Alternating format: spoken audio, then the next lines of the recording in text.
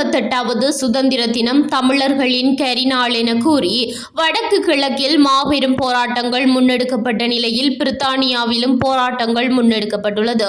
அந்த வகையில் வடக்கு கிழக்கில் முன்னெடுக்கப்பட்ட போராட்டங்களுக்கு வலுச்சேர்க்கும் முகமாக புலம்பெயர் தேசங்களில் சுதந்திர தினம் தமிழர்களின் கரிநாள் என கூறி போராட்டங்கள் முன்னெடுக்கப்பட்ட நிலையில் பிரித்தானியாவிலும் போராட்டம் முன்னெடுக்கப்பட்டுள்ளது.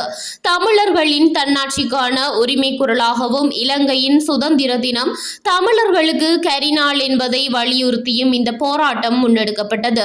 லண்டனில் அமைந்துள்ள இலங்கை உயர்ஸ்தானிகர் காரியாலயம் முன்பாக இந்த போராட்டம் ஆரம்பமாகி பேரணியாக பாராளுமன்றம் வரை சென்று நிறைவடைந்தது. இதில் லண்டனில் வாழும் புலம்பெயர் தமிழர்கள், லண்டன் மக்கள், இளைஞர்கள் உள்ளிட்ட பலரும் கலந்து கொண்டனர்.